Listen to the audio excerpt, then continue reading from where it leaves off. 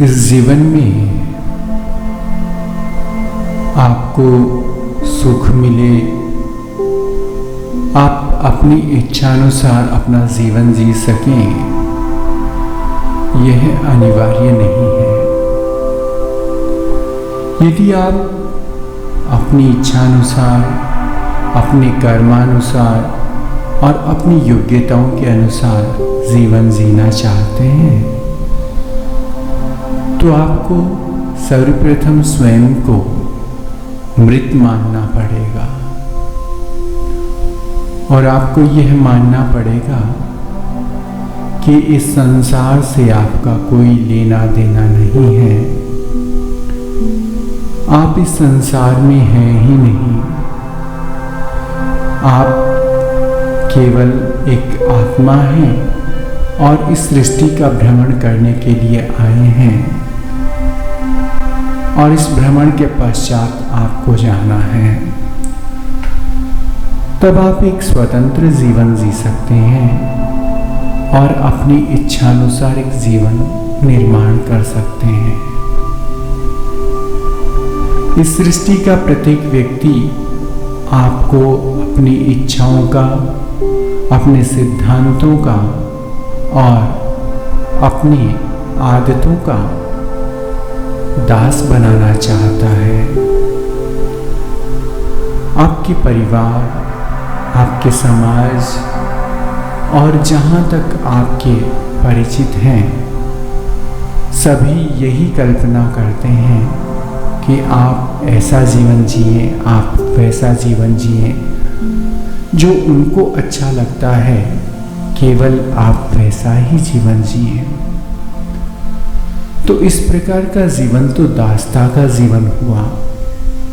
जब आप अपनी इच्छानुसार पहन नहीं सकते, आप अपनी इच्छानुसार अपना अध्ययन नहीं कर सकते, जब आप अपनी इच्छानुसार इस सृष्टि में कुछ कर ही नहीं सकते, तो फिर ऐसे जीवन को आप किस श्रेणी में लेंगे? यह दासतापूर्ण जीवन आपको शीघ्रातिशीघ्र त्याग करके स्वयं को एक सद्मार्ग पर ले जाना चाहिए। स्वतंत्रता का अर्थ यह भी नहीं लगाना चाहिए कि आप उच्छृंखलता के मार्ग पर चले जाएं। आपको केवल वही जीना है जो आपकी अंतरात्मा स्वीकार करती है। आप लोगों की इच्छानुसार जी करके अपने जीवन को व्यर्थ कर रहे हैं। आपका जीवन परमात्मा ने आपको दिया है, इस आत्मा को यह शरीर दिया है, तो हम इस शरीर से श्रेष्ठ कर्म करते हुए, सन्मार्ग पर चलते हुए इस जीवन को जिए, न कि लोगों की इच्छा पूर्ति के लिए हम इस जीवन को व्यर्थ गंवाते हैं।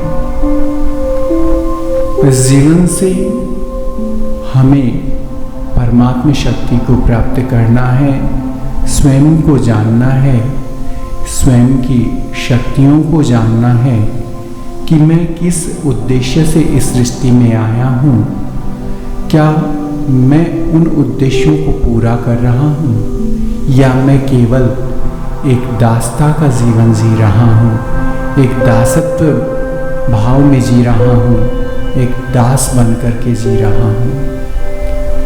अपने जीवन में अपने आप को मृत मान करके और इस संसार की किसी भी क्रिया का आप पर कोई प्रभाव नहीं पड़ेगा, ऐसा मान करके श्रेष्ठ लक्ष्यों के लिए अपना जीवन जिए। दासत्व युक्त जीवन आपको कभी नहीं जीना चाहिए।